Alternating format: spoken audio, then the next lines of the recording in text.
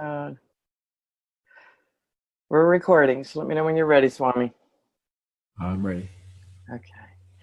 Welcome, everyone, to today's episode of Your Seventh Sense, business powered by angels and intuition. We have a magnificent show today with a guest who's going to be sharing with us some delightful insights about working specifically with angels. But before we get there, I'd like to introduce myself. I'm your host, Terry Wilderman. I am a speaker, author, trainer, and I love talking about intuition. My passion is working with leadership and with communications and assisting motivated business owners who are mission driven to really be the best that they can be. This show is about bringing people on board who I absolutely adore, who they're all invited to the show, who are really connected with their intuition in a way that has helped their business to succeed. They also help others succeed using intuition, angels, guides, other methods that integrate the practical and the logical with the emotional, the energetic, and the spiritual. So it is my joy, and I'm using that word for a reason. It is my joy to introduce you to someone who I really admire in regards to working with angels, and that is my dear friend Swami Tirtha, the Orange Cowboy. You notice he's wearing orange, right? So Swami is the host of the TV show Talking with Our Angels, and he is a #1 best-selling author. Speaking clients include the White House Alternative Medicine Commission, Johns Hopkins University, and Swami has more than 4 decades of teaching wellness and consciousness. At the age of 10, he began having spiritual experiences that altered his life in divine ways. And Swami survived a devastating tragedy at the age of 17 by seeking spiritual pathways, which led him to discover his mission of spreading the light of joy. Remember, I introduced him as joy that will help bring world peace. Swami's TV show invites guests to share a story when they talked with their angels, intuition, higher source, God, etc., and found their life changed miraculously. The goal of each episode is to show viewers how easy it is to talk with their angels and uplift their lives constantly. He is targeting his first movie. I'm so excited for you, Swami.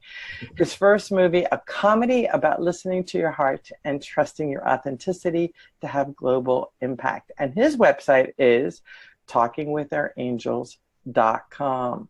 And the title of our show today is The Risk of Not Taking Chances, Listening to Our Angels. And Swami, you and I both know that when we don't listen, havoc happens. So before we get started, I would love for you to share with the audience what's up with the Orange Cowboy outfit.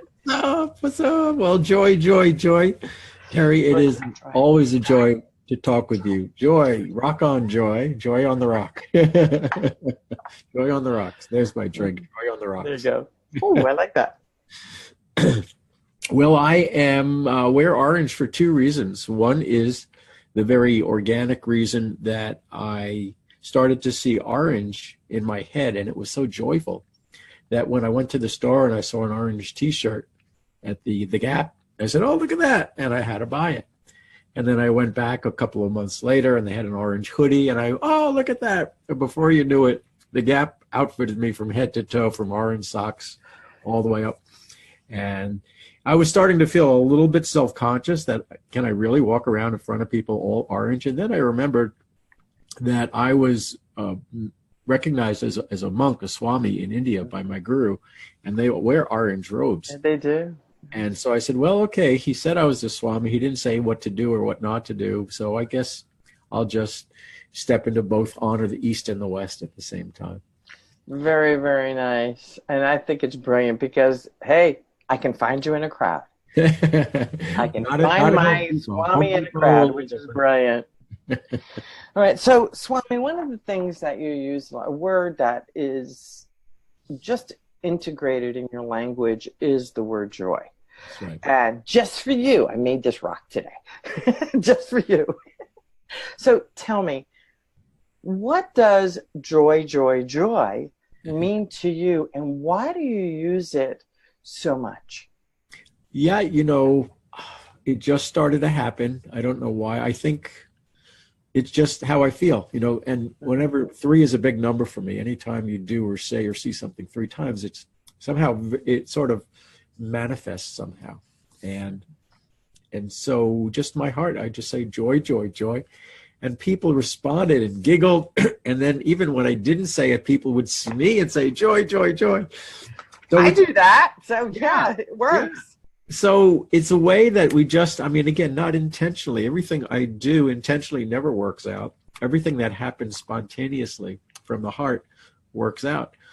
And so it's a way to just tune us into, to me, the highest level of life, of being alive, celebrating life. This is the age of celebration. So it just puts us there like that. Brilliant. And I love that. And since this is a business show, Right. can you explain a little bit more to our business owners, our entrepreneurs, our CEOs, our professionals, Sure. how bringing more joy into the workplace, into their business, into how they do things can help them manifest more of what they want and less of what they don't want? Sure, and I'll go to the exact opposite of ephemeral joy to a scientific research studies that show that when corporations take wellness programs, ones that work for them, not only do their people feel better, but they have a life purpose suddenly, and they work better. They're more creative. They're more harmonious. They make more money for the business, and they're less sick days. And then millions of dollars are saved in health insurance policy premiums. Right. So there you go, both sides, the There you joy, go. practical side of joy. And that's what I'm looking for. Excellent. Now, you and I both talk about angels, and I know that we've had many discussions in the past about people fear coming out of the spiritual closet. People fear coming out of the angel closet. I talked about that in my intro. I talked about it in my very first episode, where it's time that those of us who are in the angel closet, the guide closet, the spiritual closet, whatever, the fear closet, that we step out, because the world really needs us right now. Right. So I would love to hear from you. When was the first time you heard your angels? You Wow. stepped out of the angel closet. And what was the result? Well, that's a really interesting question, Terry, because how life has cycles. The angels would visit me in different cycles. And I think more recently is really when the angels took over for me. And I think the actual pivot point for me was I was visiting Lilydale, which is a mediumship camp in Fredonia, near Fredonia, New York, near Buffalo. And I was in the service where the mediums would be reading, and they called me, "Would you like a reading?" I said, "Sure." They said, "You have this giant angel behind you. And this angel's telling me that when you were very young, you drowned twice and you went to heaven, and then they saved you, and both times you brought light back to the earth. First time you didn't have enough light, so you went back for more. And your mission in this world is to share light with people who need it, and you're doing it, and keep doing it." And I had to sit for about 5 or 10 minutes to think, because I couldn't remember drowning. And you know what? I did. This is pre-second grade, because I was living in a different house. And my neighbors, interestingly enough, on opposite sides of the street, literally, each had overground pools. And both of them, one, I just fell off the rubber tube without my goggles on, and I opened my eyes and underwater, and next thing I knew, I was out of the water. And the other one, I was very adventuresome. I said, "What happens if you slide down the slide head first?" And I opened my eyes underwater, go, "Oops, wrong decision." And again, just somehow pulled out. And for me, it was, when I was a kid, and I think a lot of people, is, "Oh, nothing special ever happens to me in this world." And that was me, on and off in different places. But I realized it was nothing. I forgot that I connected myself to heaven. And that moment when that reader, that medium reminded me that I went to heaven twice and my angel is right there, I became a totally different person. Nice. And I changed. Everybody around me said, "You're different." And I was lit up ever since then. So is it fair to say that we all need to believe in miracles? Well, believe in them when honor them, recognize them, and then you Yeah. have to believe in them, Mhm. because I could have easily said, oh, that never happened. I don't remember that, and gone on my way. Yeah, believe in miracles. So I'm curious, how did your angels, after all of this, lead you to opportunity and success? Boy, well, it just, the more in joy you are, the more people gravitate toward you. Yeah, they do. And that alone is, first off, the joy is the success. That I had my connection to heaven was my lifeline, my source. I'm reconnected to my source, to heaven. And now people all over, the most, some of the most successful business people in the media, people are just will love being around me. They say they laugh, they feel joyful. They say my TV show is the most unique conversation they've ever had. I got a TV show, because of it, for the Angels. The Angels got me the show. Mm-hmm. So that's how, in terms of business, they brought me the ideal business for me. Nice, nice, nice, nice. And do you find that business and opportunity comes to you more when you let go and step into flow and ease, or when you're pushing? Oh, pushing just gives me, sore muscles, hernias, and mental stress. It does, doesn't it? Okay. So, how do you work with imagination? This is the word that keeps coming up for me. Imagination in working with your angels and guides and your TV show to help people become successful in business and life. I'm so excited you brought that up, that word imagine, because when people are stuck and they're not sure about their angels or which way to go or what people think about them in business, if they step out of the box, I play a game with them, which is imagination. I call it pretend. Let's Nice. imagine something, and then we just pretend. It doesn't even happen. It's not even real. And as they make up a story, holy cow, that's where I need to be. So imagination is everything. This world is built from our thoughts. Yes, it That? is. So imagination, we create the world we want.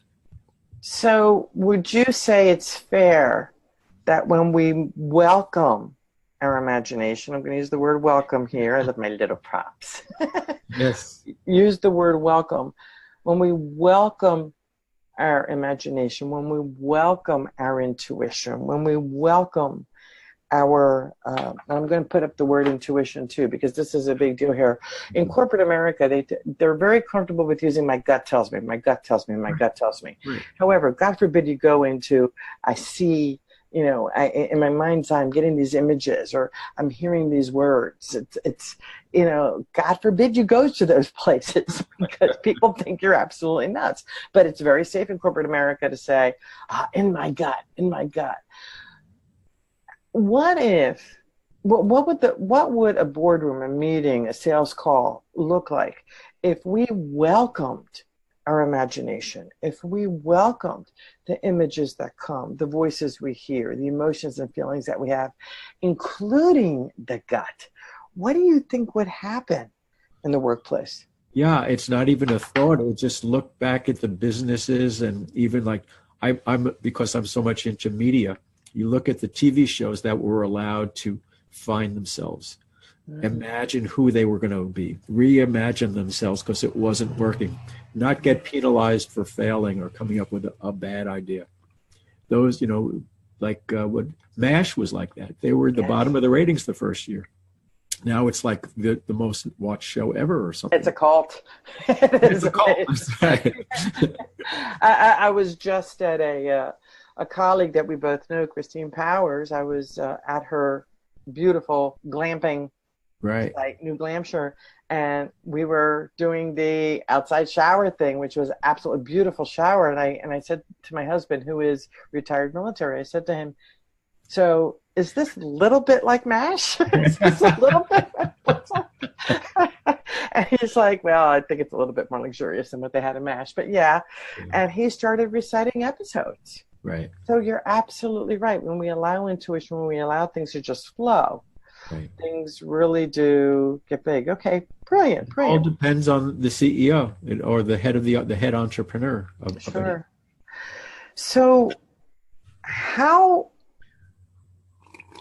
did you, in getting this TV show together, how did you attract to yourself exactly what you needed to be able to manifest this TV show and to move it to the position where next week, and I have to share with the audience, I pulled an angel card out, and the angel card that came up for Swami, by the way, I asked him to, had a card deck in my hand, and I asked him to state a number, and he said 72. I said, there's no 72 card numbers in this deck. But I added 7 and 2 together for 9. And 9 is the culmination of all the numbers. And the card career change came up. And career change is about you embarking upon a career that brings you the joy and abundance you desire and deserve. So, Swami, tell everybody about this career change you're shifting into next week, please. Absolutely. Literally, the angels brought me this show, and I'll answer that part of it in a moment.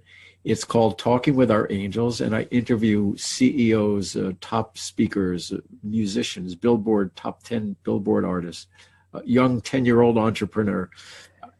I was on your show. Terry Welderman. I was on your show, yes. Angel Intuitive Boardroom author, best-selling author. The Enchanted Boardroom. And it starts airing on television, OTT television, which means cable, internet, direct satellite, rabbit ears, internet, always. And it starts next week. That is so exciting. Friday, yeah. So how can folks tune into it? Yeah, you can easily just go to my website, talkingwithOurangels.com. And it's right, scroll down, you'll see I even have time zones for different countries. It's Thursday morning, 9 a.m. Pacific time, and Friday night, 10 p.m. Pacific time. And then brilliant. And I have the link. You could watch it right on the internet, or if you've got Viacom, Comcast, DirecTV, Roku, Amazon Fire, on and on and on, you could watch it already on what you have. Brilliant. So what is your parting message that you would love to share with your Seventh Sense audience? I think it's the answer of your other question is, how did I manifest the show? And it's so profound. I had to go within and listen and work on myself and play, become more playful, and just enjoy life. And somehow the show came to me. Somebody said to me, you really deserve a show. And I said, well, the angels keep telling me that. I'm just waiting for a person to give it to me. He says, well, I'm offering it to you.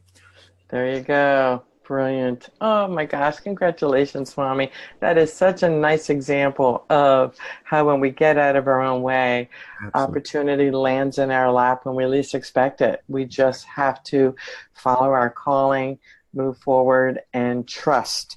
And that's a big word, trust. Even though it's a little rock, it's a very gigantic word, because as you and I have spoken in the past also, we often go into fear because we're a little bit too scared to listen to what's really coming around us. Now, to continue the journey with you on your Seventh Sense show, do you have a free gift? I know you have a gift for your Seventh Sense audience. I do. And like everything else for success, all you have to do is take action to get it.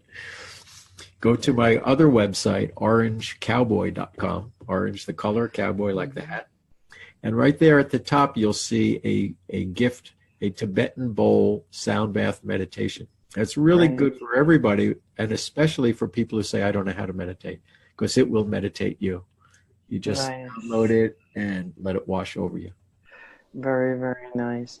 Well, Swami, I want to thank you so much for the beautiful wisdom that you have shared with us today, and sharing with the folks who are in business, for the folks who sometimes don't think that this is valid in the workplace. And you have shared all the reasons why it is valid, why it is necessary, why we don't have to stress out all the time if we just shift into ease, grace, and flow, and trust. Trust, trust, and trust. So thank you so much for being here, Swami. I so appreciate you. And ladies and gentlemen, thank you so much for coming to Your Seven Cents and listening in. You can view us as video or as a podcast at www.yourseventhsense.com.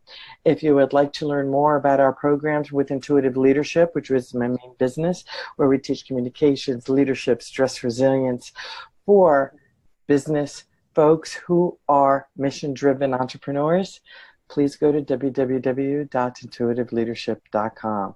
And I look forward to seeing you next time. To your success.